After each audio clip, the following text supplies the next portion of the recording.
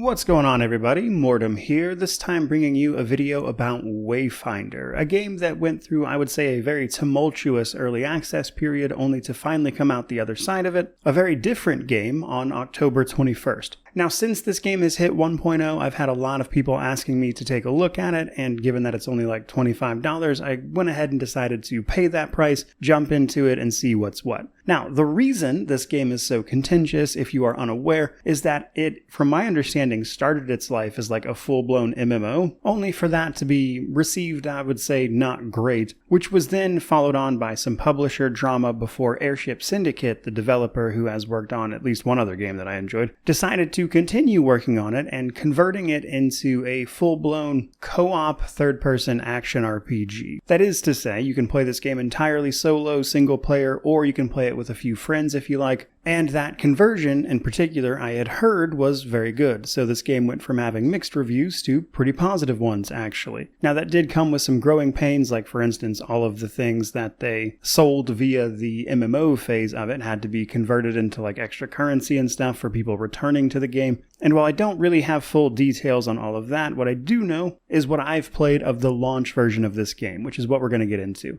So with no further ado, let's talk about it. Now, this world sees a fantastic Magitech sort of civilization thriving only to be disrupted by a force known as the Gloom, which has been eating reality, and that the character you start the game as ultimately died to, only to 1 year later be resurrected as the force you died to protect managed to actually activate a beacon which protected the town and allowed them to do a bunch of research, which is what brought you back as a Wayfinder. Now, you will pick from one of 3 characters at the beginning of the game, but this is not final. You can unlock more and switch between different characters later, which is important because the Wayfinder you are playing as determines your available abilities, though it looks to, best I can tell at least, allow you a pretty decent amount of customization in terms of things like the weapons and playstyle you're using, as the weapons you are using come with their own ability, and all of those abilities can be upgraded as well, including the gear you pick up and find being able to be slotted with echoes, they call them, which seem to function largely as gems, all coming together to form your loot system, which feels, I would say, Diablo-esque. And then there's all the other actual systems, like, for instance, the town we find ourselves in, Skylight, has a variety of services you can unlock and use, namely around all that equipment I just mentioned, but later on you can also take on hunts, bounties, etc., side quests, all that. You can even unlock very quickly a player house that you can get up and running and customize all to yourself, which I thought was pretty interesting. But it looks like a lot of the character progression, regardless of which Wayfinder you unlock and ultimately play, comes down to those progression systems that I mentioned, and slowly and incrementally increasing the power of an individual character to then take out into the open world zone, as well as expeditions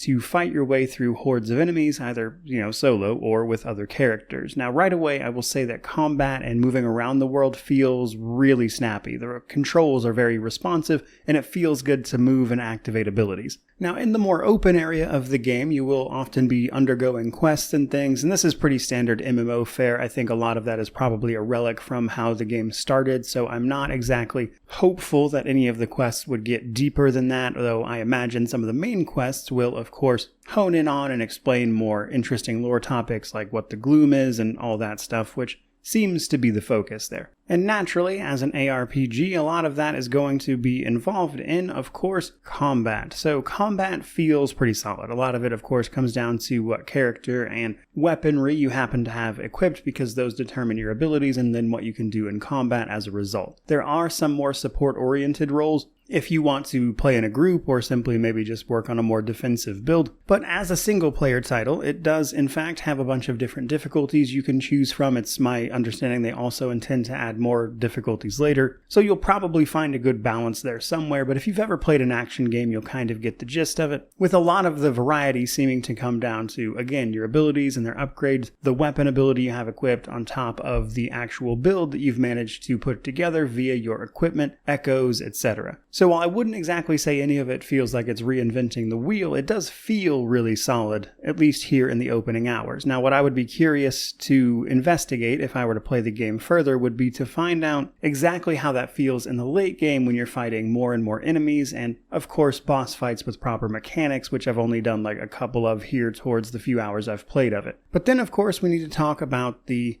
big thing that this particular game does, because outside of that open area you can take on expeditions and hunts and the like. These are effectively like dungeons you can jump into and fight your way through for the sake of rewards, of course, and then sometimes quests as well. These act as lost zones, places that were lost to the gloom that you, as a Wayfinder brought back from your death, is able to traverse in relative safely comparatively to everybody else. Now, via the story progression and how you get access to these individual areas, a gloom dagger as it's called, it's possible to, of course, add modifiers and I would say pretty traditional ARPG fashion to these dungeons, allowing you to customize the areas, the bosses, the materials, so you have a pretty granular bit of control over the dungeons and what you find in them to play that as you will. And then of course, as I mentioned, all of that can be played in co-op. So when you put all of that together, I can kind of see why this game has managed to turn it around as far as its reviews go, with 1.0 being very well received. I've had a pretty good bit of fun with it in the few hours I've played of it, and given that it's only like $25, that doesn't seem like a bad deal for people who have jumped in now. Now, obviously, the game's past and how it started its life and all that drama is not exactly great, but it looks like they've done a lot of work to turn this into a game that is at least worth taking a look at, which is, of course, what we're doing here. In fact, I enjoyed this so much that come probably like January, if I'm being real, I would like to take a deeper look at this, as I have some lingering questions from the time I spent with it, but given that it's already been out for a few weeks and everything that happened with its early access period, I'm not exactly in a big hurry,